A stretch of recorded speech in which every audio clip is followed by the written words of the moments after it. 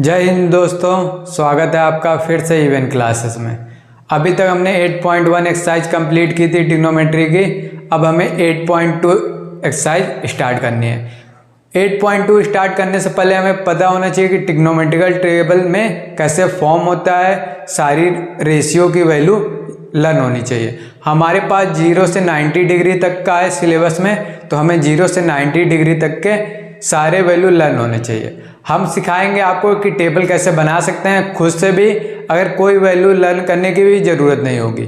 जो पीछे पढ़ चुके हैं उन्हीं की हेल्प से ट्रिग्नोमेट्रिकल टेबल बनाएंगे, और बनाने के बाद आपको लर्न करना है, क्योंकि नेक्स्ट क्लास में जब आए 8.2 के क्वेश्चन कर रहे हो तो सारी वैल्यू आपको लर्न होनी चाहिए। आइए स्टार्ट करते हैं ट्रिग्नोमेट्रिकल टेबल।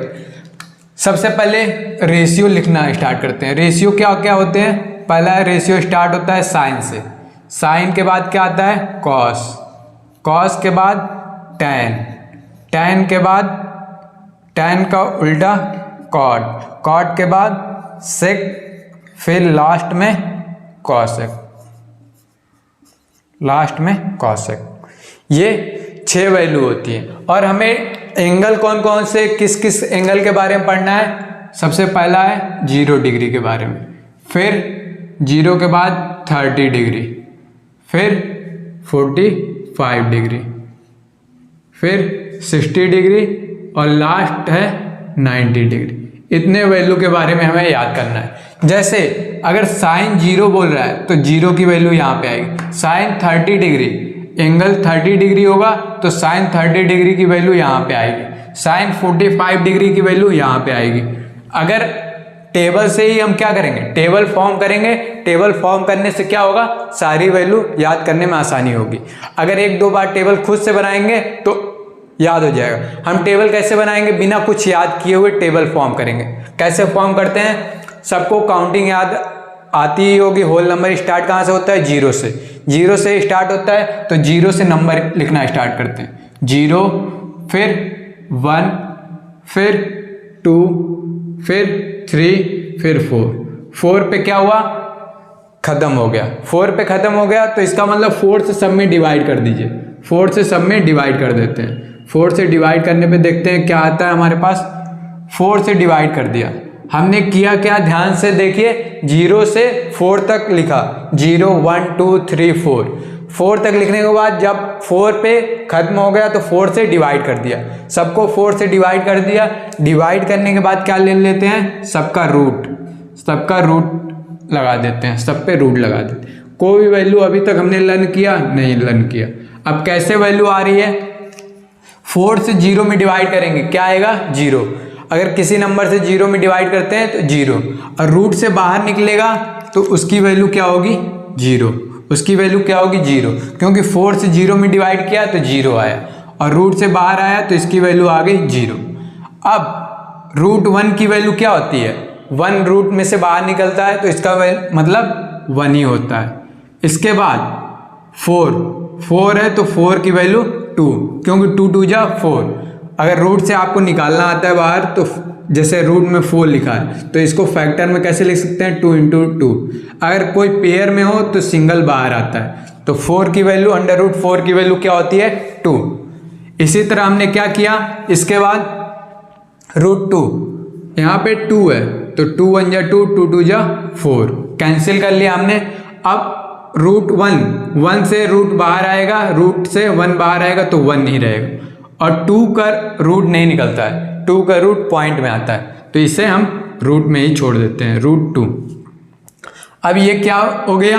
√3। इसकी वैल्यू क्या होगी? √3 की वैल्यू पेयर में नहीं होती है, इसका मतलब ये √3 ऐसे ही रहेगा। और √4 अभी हमने बताया √4 की वैल्यू क्या होती है? 2। अब यहाँ पे 4 से 4 कैंसिल हो सकता है। 4 1 जा 4, 1 बचा। 1 रूट से बाहर आएगा तो क्या होगा? 1 ही होगा।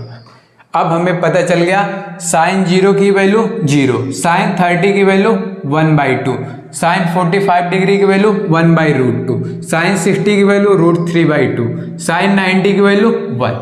हमें कुछ करना पड़ा, हमने कोई वैल्यू लर्न की नहीं लर्न की। हमने पहले 0 1 2 3 4 पे खत्म हुआ तो 4 से सबको डिवाइड करते गए। 4 से सबको डिवाइड कर दिया, अब सबका रूट लगा दिया, सब पे रूट लगा दिया। अब जब सॉल्व किया जो वैल्यू बची वही क्या है, वो साइन की वैल्यू है। अब इसको लिख देते हैं, वैल्यू जो जो हमने किया इसको अगर नोट कर लीजिएगा। नोट करने के बाद ये कहाँ से आता है, आपको अगर एक वैल्यू लेना है तो सारी टेबल फॉर्म कर सकते हैं। अब देखिए कैसे हम टेबल लिखेंगे। साइन 0 की वैल्यू 0, साइन 30 की वैल्यू 1/2, साइन 45 डिग्री की वैल्यू 1/√2, साइन 60 की वैल्यू √3/2, साइन 90 की वैल्यू 1। अब इसको लिखना चाहे यहाँ पे लिख देते हैं 1/√2, ये इसकी वैल्यू होगी। और यहाँ पे साइन 30 की वैल्यू 1/2 और इसकी वैल्यू हमने क्या फाइंड की है, इसकी वैल्यू 0। अब साइन की वैल्यू निकल गई है। अब क्वेश्चन में क्या करना पड़ेगा, कुछ फिर से काउंटिंग लिखना पड़ेगा नहीं। अब इसी वैल्यू को उधर से लिख देते हैं, जैसे 0, 1/2, 1/√2, √3/2 और फिर 1 पे खत्म हुआ है तो 1 को उधर से लिखना स्टार्ट करते हैं। 1 को उधर भेजते हैं साइन 0 की जगह, साइन 0 की जगह भेजेंगे तो 1। अब √3/2 है, √3/2 को यहाँ पे आएगा √3/2, इसी को पलट के लिखते जा रहे हैं। फिर क्या आएगा, √3/2 के बाद क्या आएगा 1/√2, फिर उसके बाद क्या आएगा 1/2, फिर लास्ट में बचा क्या 0, लास्ट में बचा क्या 0। हमने साइन की वैल्यू निकालना सीखा, उससे हमने क्या किया, उल्टा लिख दिया तो क्या मिल गया, हमें कॉस मिल गया। इससे साइन की वैल्यू लिखते ही हमें क्या मिल गया, कॉस मिल गया। अब कॉस आ गया है तो अब tan निकालना है, हमें tan निकालना है। तो tan का फॉर्मूला हमने इंट्रोडक्शन वाले वीडियो में ही पढ़ा था। tan थीटा क्या होता है, साइन थीटा अपॉन में कॉस थीटा। इसका मतलब क्या है, tan की वैल्यू कब फाइंड होगी, जब साइन की वैल्यू में कॉस से डिवाइड करेंगे। साइन में अगर कॉस से डिवाइड करेंगे तो हमें क्या मिलेगा, tan की वैल्यू। अब करते क्या है, हमें tan की वैल्यू फाइंड करना है। हमें tan की वैल्यू फाइंड करना है तो साइन की वैल्यू में कॉस से डिवाइड करते हैं। 1 से 0 में डिवाइड करेंगे, 1 से 0 में डिवाइड करते हैं तो क्या आएगा 0। 1 से 0 में किसी भी नंबर से डिवाइड करेंगे क्या आएगा 0। अब इससे इसको डिवाइड करना है, मतलब 1/2 में हमें डिवाइड करना है, किससे, √3/2 से।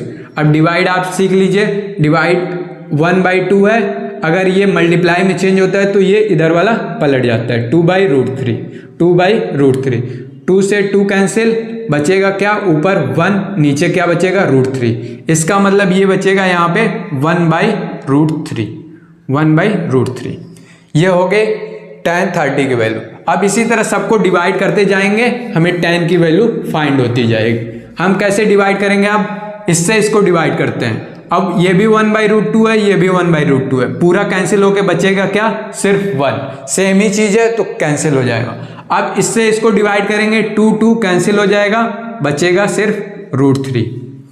अब 0 से 1 में डिवाइड करेंगे, बचेगा क्या बताइए। कुछ लोग बोल रहे होंगे 0, कुछ लोग बोल रहे होंगे 1। 1 से 0 में डिवाइड करना है, 1 से 0 में डिवाइड करना। 0 का टेबल पढ़ा है कभी, 0 में किसी भी नंबर से मल्टीप्लाई करेंगे 0 आ जाएगा। इसका मतलब 1 तो कभी खत्म ही नहीं होगा, इसका मतलब ये वैल्यू कभी डिफाइन ही नहीं होगी। तो इसलिए बोल देते हैं ये क्या है, नॉट डिफाइन, नॉट डिफाइन, ये वैल्यू डिफाइन ही नहीं है। अब हमने क्या किया था, फिर से स्टार्टिंग में देख लीजिए, साइन की वैल्यू लिखा था, फिर साइन को अपोजिट लिख दिया था तो कॉस हो गया था। अब tan की वैल्यू हमने निकाला इससे इसको डिवाइड करके, अब tan को उल्टा लिख देते हैं तो वो cot की वैल्यू हो जाएगी। cot की वैल्यू क्या, लास्ट में नॉट डिफाइन आया है तो यहाँ पे नॉट डिफाइन हो जाएगा। फिर उसके बाद √3 था तो √3 यहाँ पे आ जाएगा, फिर 1, फिर उसके बाद क्या था 1/√3, फिर लास्ट में क्या था, स्टार्टिंग में 0 था तो ये लास्ट में चला जाएगा, ये 0। अगर एक वैल्यू फाइंड की, अगली वाली वैल्यू क्या करते हैं, उसको इनवर्स फॉर्म में लिख देते हैं तो वो क्या हो जाती है, कॉट की वैल्यू। अब सेक का फॉर्मूला हमने पढ़ा था, सेक का फॉर्मूला पढ़ा था, सेक थीटा क्या होता है, कॉस का उल्टा, मतलब 1/cos थीटा। इसका मतलब क्या है, अगर सेक थीटा की वैल्यू निकालना है तो कॉस को कॉस थीटा से 1 में डिवाइड कर देते हैं, 1 में कॉस थीटा की वैल्यू से डिवाइड कर देते हैं। अगर ये कॉस थीटा की वैल्यू है, 1 में इसी वैल्यू से डिवाइड कर देते हैं तो यहाँ पे सेक थीटा की वैल्यू आ जाएगी। 1 में 1 से डिवाइड करेंगे तो क्या आएगा, 1 ही रहेगा। इससे इसको डिवाइड करेंगे। डिवाइड करने का मतलब 1 में अगर डिवाइड कर रहे हैं तो वो क्या होता है, पलट जाता है। वो क्या हो जाता है, पलट जाता है। डिवाइड करके ही देख लीजिएगा, 1 में डिवाइड करना है √3/2 से, तो ये क्या होगा, 1 ऐसे ही रहेगा, और जब मल्टीप्लाई का साइन आता है तो ये पलट जाता है 2/√3, तो 2/√3 हो जाएगा। इसका मतलब अगर इसको उल्टा किया तो ये हो जाएगा 2/√3। 1 में डिवाइड कर रहे हैं तो ये भी उल्टा हो जाएगा, √2 ऊपर चला जाएगा, बाकी नीचे। अब इसके बाद हमने क्या किया, 1 में 1/2 से डिवाइड करेंगे तो 2 ऊपर चला जाएगा 2। अब 1 में 0 से डिवाइड करेंगे, फिर से वही बात आ गई, 1 में 0 से डिवाइड करना है, डिवाइड कभी खत्म ही नहीं होगा, इसलिए ये वैल्यू क्या रहेगी, नॉट डिफाइंड, नॉट डिफाइंड।